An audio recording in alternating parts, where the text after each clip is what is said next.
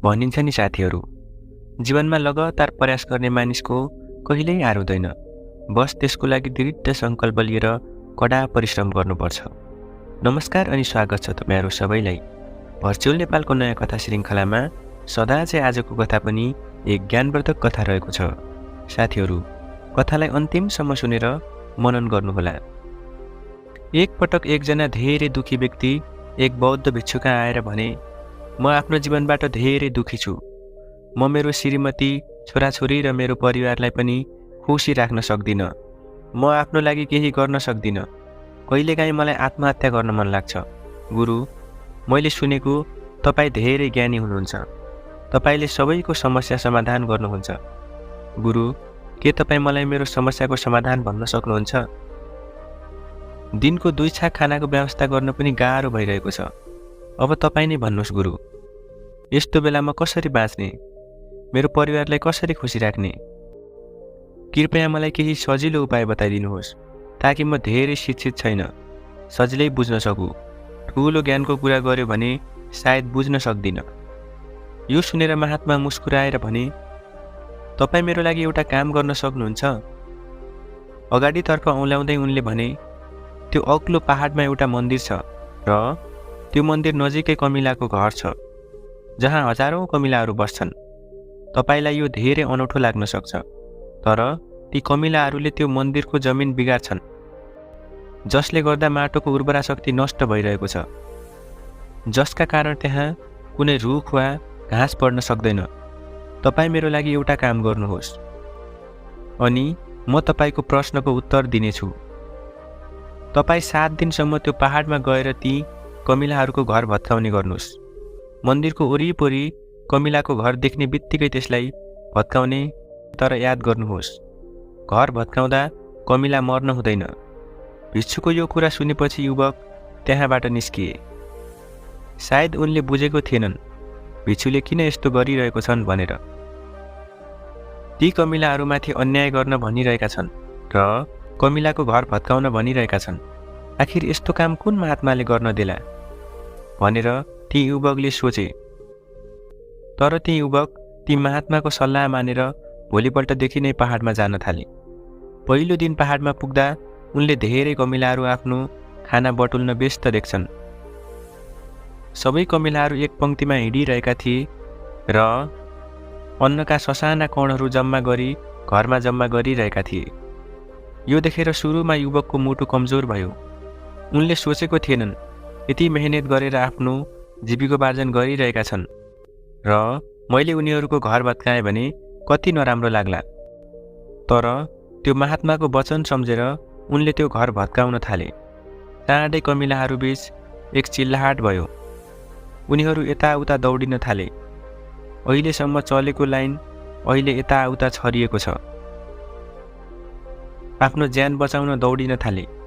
केही समयपछि घर भत्कियो र सबै कमिलाहरू यताउता लुक्न भागेका थिए। यसो गरेपछि युवक दुखी भएर घर फर्के। उनको मन व्याकुल र दुखी र पश्चातापले भरिएको थियो।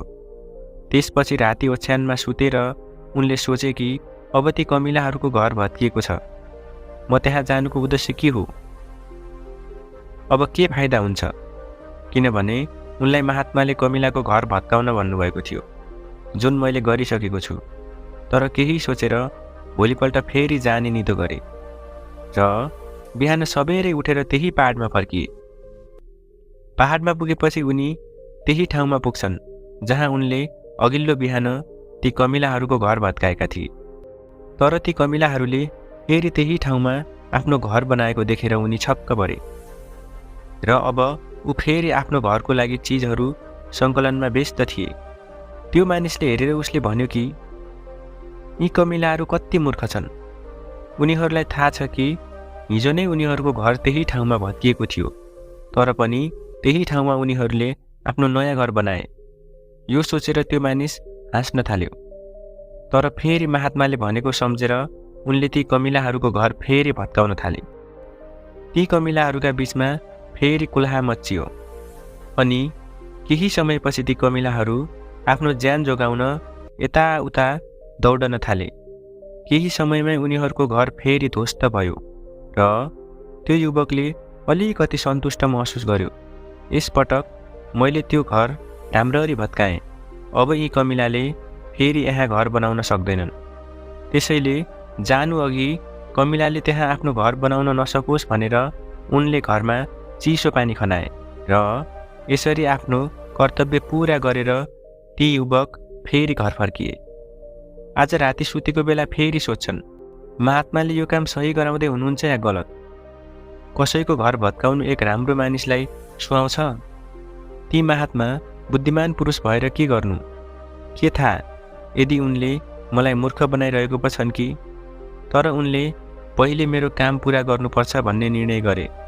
त्यसपछि मात्र थाहा हुन्छ कि महात्माले मलाई आखिर किन यसो गर्न लगाउनु भएको हो। र यही सोचेर उनी राति सुत्छन्। भोलिपल्ट बिहान उठेर फेरि त्यही पहाडतिर लागे। पहाडमा पुगेर उनी त्यही ठाउँमा पुग्छन् जहाँ उनले उनीहरूको घर भत्काएको थिए र त्यहाँ घर नभएको देखेर खुसी हुन्छन्। सबै कमिलाहरू त्यहाँबाट भागेका थिए। अब उनले सोचे कि म दिनहुँ आउनुको उद्देश्य के हो, किनकि कमिलाले आफ्नो घर फेरेका छन् र महात्माजीले मलाई 7औं दिन आउन भनेका थिए।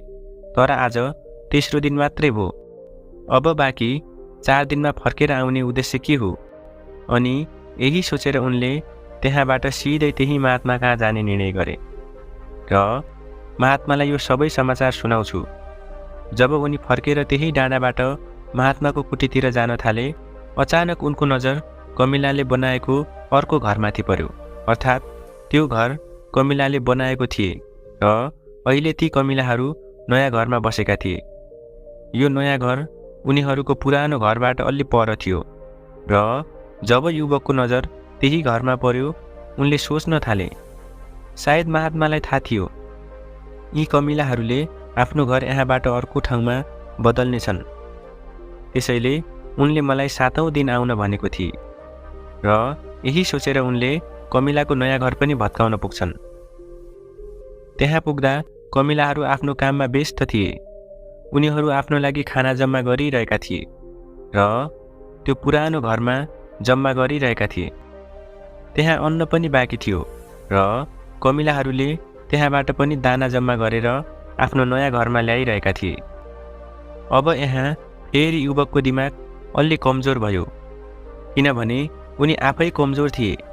उनी आफै समयको शिकार थिए। त्यसैले उनको मनमा ती कमिलाहरूप्रति दयाको भावना उठिरहेको थियो। उनलाई तिनीहरूप्रति दया लाग्यो। उनी तिनीहरूलाई मद्दत गर्न चाहन्थे, तर उनले तिनीहरूलाई चोट पुर्याउनु पर्यो र ती बौद्ध भिक्षुले भनेको कुरा सम्झन्छन्। उनले फेरि त्यो घर भत्काउने निधो गरे र यसपटक उनले कुनै कमिलालाई कुनै हानि नदिई धेरै सावधानीपूर्वक त्यो घर भत्काउन थाले। धेरै समय लाग्यो, किनभने महात्माले कुनै कमिलालाई हानि नगर्ने शर्त राखेका थिए। त्यसै कारण उनले घरहरू निकै सावधानीपूर्वक भत्काउनु परेको थियो। तर अन्ततः उनले त्यो घर पनि भत्काइदिए र त्यो घर भत्काएपछि धेरै दुखी मनसँग यसपटक उनी पहिलेभन्दा धेरै दुखी थिए, किनभने उनले उनीहरूको नयाँ घर पनि भत्काएको थिए। उनले ती कमिलाहरूलाई बस्न दिएनन् र अब उनले आफूलाई शैतान, राक्षस भन्न थाले। तर पनि ती महात्माको सल्लाह मानेर दुखी मन लिएर घर फर्किए। राति सुत्न अघि उनले फेरि सोचे कि म कति ठुलो अपराधी रहेछु, कति ठुलो राक्षस रहेछु। मैले ती कमिलाहरूको नयाँ घर पनि भत्काइदिएँ। ती कमिलाहरूलाई बस्नको लागि कुनै ठाउँ नै छोडेन। ती कमिलाहरूले मेरो बारेमा के सोचे होलान्? म मार्फत यो काम गराउनु हुने भगवानलाई उनले कति सरापे। तर पनि उनले भोलिपल्ट जाने निधो गरे र भोलिपल्ट बिहान फेरि त्यहाँ पुग्छन्। यसपटक कमिलाले नयाँ ठाउँमा आफ्नो घर बनाइरहेको देखेर उनी फेरि छक्क पर्छन्। त्यसैले उनीहरू पहिलेभन्दा धेरै ऊर्जाका साथ काम गरिरहेका थिए र एक रातमा उनीहरूले पहिलेभन्दा ठुलो घर बनाएका थिए र अहिले उनीहरू फेरि अन्न र खाद्यान्न सङ्कलनमा व्यस्त थिए। यो देखेर मानिसलाई अचम्म लाग्यो। यी कमिलाहरू कस्तो माटोले बनेका हुन्? म बारम्बार तिनीहरूलाई यहाँबाट धपाउन खोज्दैछु र तिनीहरूले यहाँ आफ्नो घर बनाउँछन्। के उनीहरूलाई थाहा छैन म तिनीहरूलाई यहाँ बस्न कहिल्यै दिने छैन? यो कमिला हो, यो धेरै सानो देखिन्छ, तर पनि उनीहरूले मबाट हार स्वीकार गरेनन्। यो धेरै अचम्मको कुरा हो। र यसपटक क्रोधमा उनले त्यो घर भत्काउन थाले। तर यसपटक त्यो घर भत्काउने क्रममा त्यहाँ केही कमिलाहरू मरे, खुट्टामुनि कुचिएको थिए। जब उनी आफ्नो अहङ्कारबाट कुचलेर बाहिर निस्किए, उनले आफ्नो क्रोधमा ती कमिलाहरूलाई कति नोक्सान गरेको देखे। उनको मन पश्चातापले भरिएको थियो अनि दुःख हुँदै घरतिर लागे। राति सुत्दा उनले सोचे कि मैले ती कमिलाहरूलाई धेरै यातना दिएँ, अब म यो भन्दा ठूलो अत्याचार गर्न सक्दिनँ। र यही सोचेर उनी ती कमिलाहरूका लागि घरबाट पिठो लिएर भोलिपल्ट त्यही पहाडमा पुग्छन्। आज उनलाई ती कमिलाहरूप्रति श्रद्धा र दयाको भावना थियो। आज उनी तिनीहरूलाई मद्दत गर्न चाहन्थे। र जब उनी त्यहाँ पुगे, त्यहाँ कमिलाहरू फेरि आफ्नो नयाँ घर बनाउन व्यस्त थिए। ठुलो दयाका साथ उनले कमिलाहरूलाई आफूले लिएको पिठो खुवाएर अर्को 3 दिनसम्म त्यसै गरिरहे। उनी हरेक बिहान गएर आफ्ना हातले ती कमिलाहरूलाई पिठो खुवाउँथे। 7 दिनपछि ती युवक महात्मा भएको ठाउँमा पुग्छन् र हात जोडेर भन्छन्, गुरु, मलाई माफ गर्नुहोस्। मैले ती कमिलाहरूको घर भत्काउन धेरै प्रयास गरेँ। उनीहरूको घर 1 पटक होइन 4 पटक भत्काइदिएँ। त्यसपछि हिम्मत जुटाउन सकिनँ, उनीहरूको घर भत्काउन सकेन। म बुझ्छु कि मैले तपाईँको काम पुरा गरेन र बदलामा तपाईँले मलाई मेरो खराब समयबाट बाहिर निस्कने उपायहरू बताउनुहुन्न। तर मलाई यसमा कुनै पछुतो छैन। मलाई लाग्छ कि मैले सही काम गरेँ, त्यसैले म तपाईँसँग अनुमति लिएर यहाँबाट जान चाहन्छु। कृपया मलाई मेरो घर जाने अनुमति दिनुहोस्। यो सुनेर महात्माले मुस्कुराउँदै भने, तिमी कता जाँदैछौ? पर्ख, कमसेकम खाजा खाएर जाऊ। केही बेर बस, त्यसपछि जाऊ भन्दै महात्माले ती युवकको लागि पानी ल्याउनुहुन्छ। महात्माले पानी दिएपछि उनले ती कमिलाहरूको घर किन भत्काउन सकेनौ भनी युवकलाई बताउन आग्रह गरे। ती कमिलाहरू साना छन् र तिमी यति ठुलो छौ, तैपनि तिमीले ती साना कमिलाहरूको घर भत्काउन सकेनौ। कहाँ छ तिम्रो शक्ति? यसको जवाब दिँदै युवकले भने, गुरु, मैले ती कमिलाहरूको घर भत्काएँ। 1 पटक होइन, बारम्बार भत्काएँ। 1 पटक रिसमा मैले ती कमिलाहरूलाई पनि हानि पुर्याएको थिएँ, तर त्यस दिन मैले तिनीहरूलाई हानि गरेँ। त्यही दिन मैले सोचेँ कि म उनीहरूलाई सताउँछु, किन यति धेरै दुःख दिएको छु, र त्यही दिनबाट मैले उनीहरूलाई हानि गर्नुको सट्टा सहयोग गर्न थालेँ। यो सुनेर महात्माले भने, यही त सिक्ने कुरा हो। एउटा सानो कमिलाले हामीलाई जीवनको सन्देश सिकाउँछ। मैले तिमीलाई ती कमिलाहरूको घर भत्काउन पठाएको होइन, मैले तिमीलाई ती कमिलाहरूबाट केही सिक्ने उद्देश्यले पठाएको हुँ। तिमीले कमिलाहरूबाट के पाठ सिकेका थियौ भन। यो सुनेर युवकले पूरा कथा सुनाए। सारा कथा सुनेपछि महात्मा मुस्कुराउनु भयो र भन्नुभयो, ती कमिलाहरूबाट तिमीले पहिलो पाठ सिक्नुपर्ने थियो कि तिमीले यिनीहरूको घर कति पटक भत्काउन खोज्यौ, उनीहरूको घर भत्काउन कति प्रयास गर्यौ, तर हरेक पटक नयाँ घर बनाउँथे। उनीहरूले कहिल्यै हार मानेनन्। यदि उनीहरूले हार स्वीकारेको भए ती कमिलाहरू त्यहाँ भेटाउने थिएनौ। जीवन दक्षताको नाम हो, परिश्रमको नाम हो, तर हामी मानिसहरू 1-2 पटक हारेपछि टुट्छौँ, निराश भई जीवनमा मेहनत गर्दैनौँ र कतिपय मानिसहरू त आफ्नो जीवन समाप्त गर्न पनि बाध्य हुन्छन् र आत्महत्या गर्छन्। तर जनावरमा तपाईँले एउटा कुरा देख्नुभएको होला, तिनीहरूले आफ्नो जीवन कहिल्यै समाप्त गर्न सक्दैनन्। तपाईँले जनावरहरूले कहिले आत्महत्या गरेको सुन्नुभएको छ? जनावर जतिसुकै भोको होस् वा दुखी किन नहोस्, त्यो सधैँ आफ्नो जीवनको लागि सङ्घर्ष गरिरहन्छ। तर अर्कोतर्फ हामी मानिसहरू जीवनमा 1-2 चोटि असफल भएपछि आफ्नो जीवन समाप्त गर्छौँ। जीवन कर्म हो, कर्म गर्नुको नाम जीवन हो र मृत्यु नै अन्तिम विश्राम हो, परम विश्राम हो। त्यसैले मर्नु अघि काम गर्न कहिल्यै नछोड्नुहोस्, मृत्युपछि परम विश्राममा जानुहुन्छ। त्यसो भए किन त्यसअघि काम गर्न छोड्दै हुनुहुन्छ? किन निराश भइरहनु भएको छ? यदि तपाईँको एउटा घर भत्कियो भने अर्को घर बनाउने प्रयास गर्नुहोस्। प्रयास गर्नुहोस् र प्रयास गर्नेहरूको कहिल्यै हार हुँदैन। ती कमिलाहरूबाट तपाईँले देख्नुभएको होला। ती कमिलाहरू तपाईँको तुलनामा धेरै साना देखिन्छन् र तपाईँ धेरै ठुलो हुनुहुन्छ, तर तिनीहरूको दिमाग तपाईँको भन्दा धेरै ठुलो छ। यति विशाल छ, यति धेरै दृढ सङ्कल्प थियो कि कयौँ पटक घर भत्किएपछि पनि ती कमिलाले हार मानेनन्।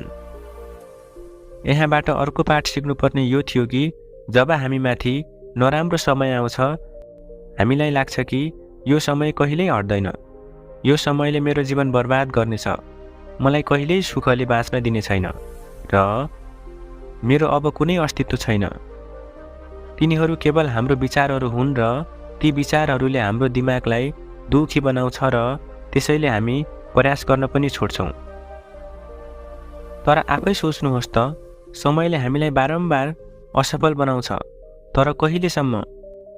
बारम्बार उठेर नयाँ प्रयास गरिरह्यौँ भने समयले पनि हाम्रो सामु घुँडा टेक्छ र एक दिन उही समय एक दिन हामीप्रति दयालु बन्नेछ र हामीले सबै कुरा पाउनेछौँ। हामीले चाहेको कुरा ती कमिलालाई नष्ट गर्न गएका तिमी आफै देख्यौ, तर पछि ती कमिलाहरूलाई दाना र पिठो दिन थाल्यौ। ती कमिलाहरूले हार स्वीकार गर्दैनन् भन्ने देखेर तिनीहरूप्रति तिमी दयालु बन्यौ। त्यसै गरी यदि तपाईँले पनि आफ्नो जीवनमा कहिल्यै हार मान्नु भएन भने एक दिन यो प्रकृतिले तपाईँलाई आफ्नो जीवनमा प्राप्त गर्न चाहेको सबै चिज दिनेछ। त्यसैले जीवनमा यी दुई पाठ सम्झनुहोस् र कडा परिश्रम गरिरहनुहोस् र दोस्रो एक दिन प्रकृतिले तपाईँलाई तपाईँको कामको फल अवश्य दिनेछ। प्रिय साथीहरू, मलाई आशा छ कि तपाईँले यो कथाबाट राम्रो पाठ सिक्नुभयो। तपाईँलाई यो भिडियो कस्तो लाग्यो? कृपया हामीलाई कमेन्ट बक्समा कमेन्ट गरेर भन्न नभुल्नुहोला र यो कथा आफ्ना साथीहरूलाई पनि सेयर गर्नुहोस् ताकि उनीहरूले पनि यस कथाबाट केही सिक्न सकुन्। साथीहरू, यदि तपाईँ यस युट्युब च्यानलमा नयाँ हुनुहुन्छ भने भिडियोलाई एक लाइक गरी च्यानललाई सब्स्क्राइब गरेर नोटिफिकेसन अन गर्न नभुल्नुहोला। साथीहरू, यस्तै ज्ञानवर्धक कथामा फेरि भेट्ने बाचा गर्दै बिदा लिन चाहन्छु। हस्त, धन्यवाद।